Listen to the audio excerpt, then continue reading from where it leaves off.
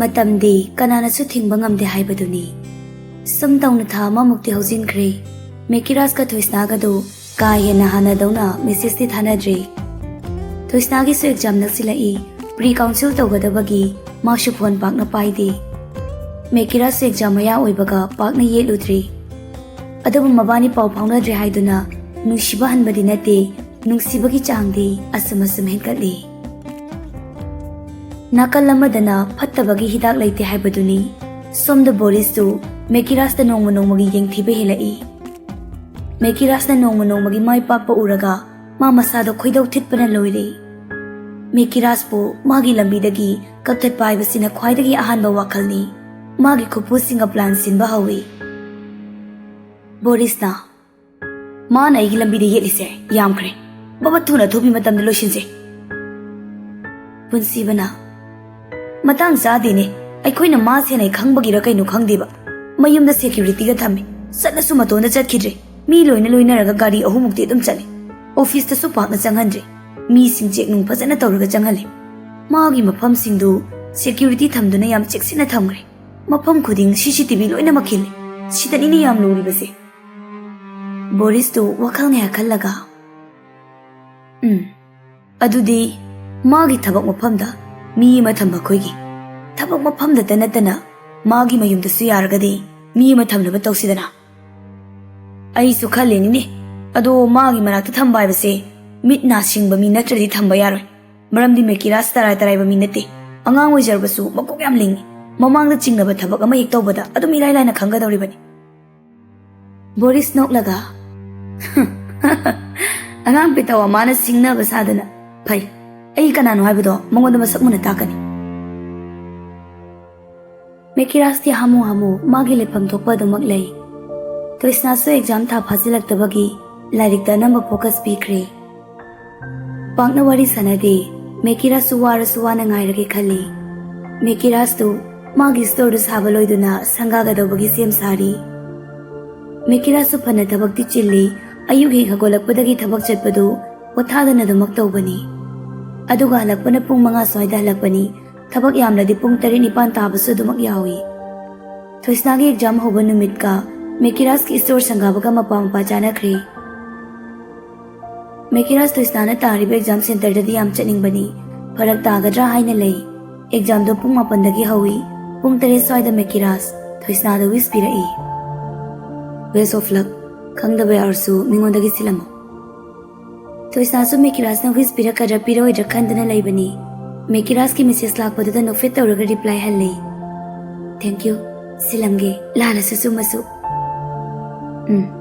TG da haiba natro nangna tabado.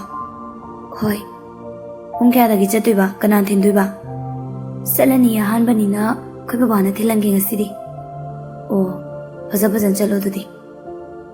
Thoisna wa amadi hainingbani nangsula o mafamda punna thengnasi haidana adubu ngamde adugi mahut hoi damak hairamlaga data off tawraga chatnaba haidana thoklai. Mamana manam nambiduna lai khoramanduna mama mapa bacho masobi mayamba sing khoramlaga thoklai. Exam ahoba numinina lambido haifet chilli exam center yorakpada pung 9 khara henkre.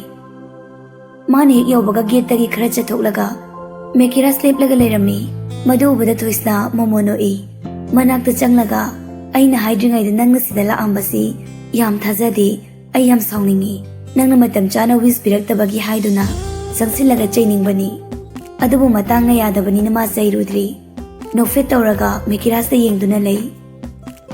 Mapaga maga do notice tepamda changlaktuna karai da tai haiduna yengingai da Mekiras sanglai sanal di ngangna. Ibunga karai chaluribanu. Mekiras sanal ubadada lalat tawduna akhoi anga ma exam thai adugi lakpani thinba. Oh madi changkhrabo. Aswaida mamana single hewri pabung. Oh phare dudi nachal nupi sisune exam tharibani ne handa. Mekiras sanal gi nachal nupi haiba wai sidani bit khangan halliba adubu no fit tawraga khumai. Oh adudi best of luck fazanai tharamo akang bakai khangdabana kana daina silamo. Mekiras ki wai du sanal noktorai Thoisna su no fit tawna hairai. Thank you. Asumna ngayak leiraga Thoisnasu zatkri Mekirasu magi store sangabagi hobi amuk lai Store da ribbon kakna baidana sem sarami Magi makura work minister na ribbon do kaklaga Store da sangabagi replacement kay kacharaga Speech khara piraba matungda thauramadu loshili Mi aduki matik lai mafamdu pot anamba loinamak suna phangi haiba yai Ground floor dana grocery item thammi First floor dana kitchen item thammi Second floor dana angangi makal toys dress na chingba thammi aduga third floor dana traditional dress ki oiba dukan ama thammi aduga khwai top floor dana parlor ama thammi asumna miyam su loinamak pamnai ahan bo iramgani sigumba leibasi wakal ka hena thada duna semli banina matam changna miyam dagi top na asumna function du loshinkri opening toba numit dagi aduma customer lai mekira su mafam du ngai hak leirami mata sengna mi chin bana ahan banu mi su oibana khangna chana ba kaya ama lai aduna makoi singa wari watai tobada pung yengluba sangdabani mi khare latpa tanjada mekiras pung kya tarage haiduna khut hafi thangatuna pung yengi pung ani tagadawagi tawramle madu ubada mekiras phone putuaga whatsapp changi aduga thoisna da message ama type tawraga exam kamai tawramge thoisna su minute 10 muk leiraga message halli Ngasidi nungairami Date kya da mulai exam Date 9 da Kai thoi ba Manipuri Takpi ki aibo Manipuri khang deni da singna Khangoi Ado Kana tagi ngasai lai do Mi ama taba Adugi Nang heroine lo haise Hoi Future ama yauri Pai Sangu Hoi Sangduini Thoisna di somda pomli Mekiras ki reply do ubada saurap tawna machinda murum soli Leiram ni ama kamai nai nung siduino kashu laite idi ojana pi oram ni koiri do nu shidem ta message kamta loi hanu bai sine ina Thoisna sauri bani haidana phone do lok toksilaga nakanda thamkri reply halamdi kari matawno nung side nung shibangam loi hairamba mahakna kamdawna asuktu na pungning oliba Saurira oinarira masa khangdana nupa mahakta asumna tawi haiba paw tarabada haraubana sorokta koichen chenduna koilaw lawrambasu yaribani angawba magumna Mekiras khangna chanaba mi mayam ama lakpagi phone lok tawsilaga muk thamkhri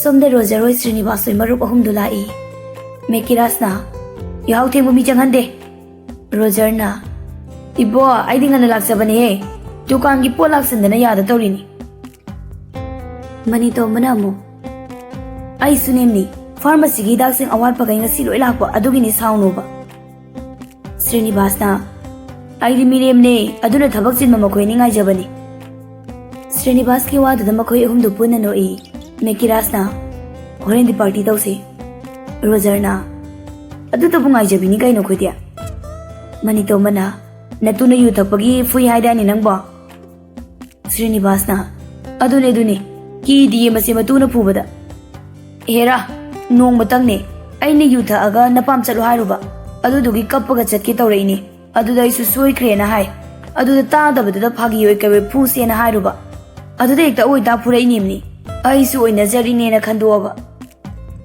mani to bana bai natugi khudom bi da kanna chena pairaga leyu ko khang ungulakpada ba amuk ta hauni yam ikai ni bai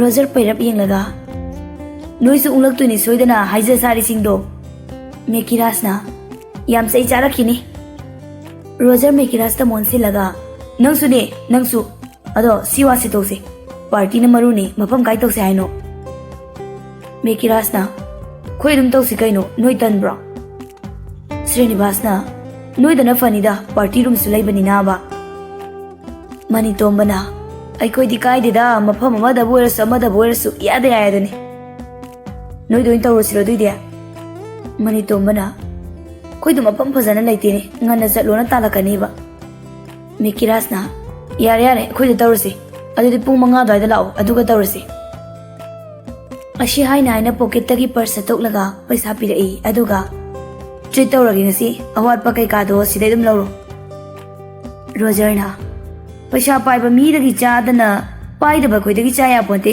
Khare am cha thoksi tausa. Persing do na yum thanam mu yadro ai di thaname. Manba nang di thanam ni. Ngahak leram laga makoi do muk chetkhri. Mekiras store dagi tholaga thabak mapom kara yoram laga mayum da halai. Mayum de hek yobaga sumang da mapadu hanggaran da chetpa sana duna lei. Machanu pa halakpagi makhol tabada mairabadu machabo kaurai. Halak labra kam dore mi adumak lehori bro. Hoi kharadi dum lahawi ai kuina leramdre mapam atopa thabak singgidasu ngyak changnugi pabung. Pare dudi worker sing di adumak phajana wat hodabra. Store gi di mi ani muktang na hire tawba yani da ado khoi office tu gi di mi kharap singi mi ani tokre aduna mi ahumuk lawningi. Pare adudi yengo nang na fanaba nang na silo. Ohoi pabung ado ko sida party daw ni ko koy mari. Kaide nung phadok su taw daw ni mind fresh oina ba kai henjin badi yaw ko. Ohoi pabung ashi hairam laga imung da changlai mana changlakpaga mamana tholakpaga mapahik chanai. Bungo halak labra. Hoi ashi tamak hairam laga magi kada ka khatkhri.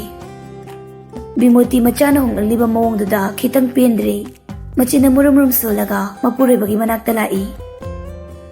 Karino khangzadre aina ne kari muk yamna lanba thabak tawrabano khumningdabagum mamani kasi kaw khrapa maleda. Mairabana hoi adudi masana tabani kaino nangna tawriba thabak tunani. Asi hairam laga mairabasu pakhang macha singi sumangda phamduna lairiba singdogi manak changduna wari saduna muk laikre. Bimoti di makhoi dawdu pangsawda sawningkre mapa machagi mawong duda phet lauduna imung changkre. Somda mekirasu dress hongdoklaga phamungda ngaya hiptuna lei. Phone du sukanna pairi chahi 13 pangi angangna phone da laichuba dumakni mekirasna tawrakliba siawji. Thoistana nang kai thabak tawge yam chille haido.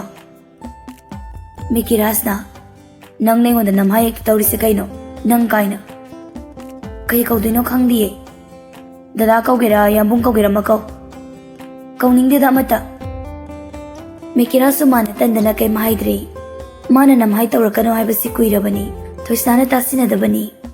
Thoistana hangi sikhumdi chek suba chale aduna sangdaba wabra wadradia chek suba bu nungai ba thabak lo paisa lai mandabagini. Aya nungai ti yedo nang kana laiminage.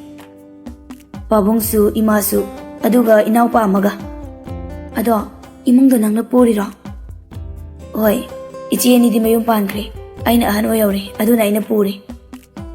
Thoistana du matomda khalli aya nungai ti aduga madi karga thawridudi kot kal lisiga as kana message amuk type tawi ado nang nahan mukti kot kali laga la idudi check suba se koli laga subra aduga nang car su thawri dudi. Thoistana gi pang matawa duda mekiras nang sibe hengala aboi ningi matonda haizai ai bu cycle amuk thawtari bo moida chatpada lakliba message tu gi reply amu hali mekiras awai bangaktani da. Why dressu nangi lejaba dum setpa yadro nang kaisu khandabro aidi ke daw khandoi ba thaba khudimak maroi aduna loina mak respect tawgadawani. Mekiras message da yenglaga mamono I aina nahange nupi koida gai leirisidi nangai bai oire nungsi he nungsi bagi changse phajana hengale kamdawni tawrisidi. Mapunsigi mekiras do WhatsApp te status iraga sungtha thagatrima adugumba da supamba mi oidi adubu ngasina ahan boyni status ta ama I aduga thagatle. I choose you and I'll choose you over and over without a pause, without a doubt in a heartbeat. I will keep choosing you. Asumni status thagatle mani status thagat paduda mi kaya amana reply lai manong mi tawraga yengduna lei reply di hande. Tanjadu da Roger phone to silai. Ito ai lai noi security lai changhandre masakti ba mi changano na haibane na aduini sasalaw akoi hum si swai da gate mamang sida ba bikhyari malayam Mekira super makada kumthakri aduga makoi ahunga puna imungda changlai. Roserna nati sik tawge kaya yam thi auktiba security thamaga hainade enang isdiba. Sum yumda pabong oi leibagi sum thambanida. Atopa natida yiknaba masing yam lai adugini. Srinivasna hoi phai aduna swena precaution lagon basu besnida. Asumna makoi mari party tawna baidana sem saba haukhre. Pungkhai muki matungda Srinivasna hinjang thangatkhre. Aduga makoi mari du nok wari saba hawi. Ngayak leiraga plate ta angoba kothaduna chaba hawi. Roser di maton thokre. Thakpasu round ahum suri khara tasilabani na ngangba mahorai. Nang na kaino status taga aiduba kanada no ita. Mikiras kamde. Srinivasna kabi ole thajadaba ngaptane man taruktuise. Asumna makoi mari da wari sanari. Yumdugi khwai matonda amamba jaga amada nupa ama phone da pauk tammi. Unknown person. Boss, Mekira salpa ilailani yarudogi. Mi atopa singa. Mase yam cheksilini. Aiku shida lai sinugtigi phone ka check tawi. Boris na fai. Mana ngambra aina ngambra yengnani. Nang kupna senaw. Nang shumana chatpa maphamda adum inaw. Chatlo. Mangonda kahina napsilo. Hoi boss, thamage dudi. Thamo. Phone thamkraba matungda among murum soli. Nang ngambra aina ngambra yengna taban. Aigi khuttagidi nang nanthokpa yaroy. Mekiras nang da in thadawa kuidre. Nungayo hozi. Nungai tho. Kayam kuina buhinkini nang. Asi hairaga Boris tu makhau pongna kana ngawbugum no e.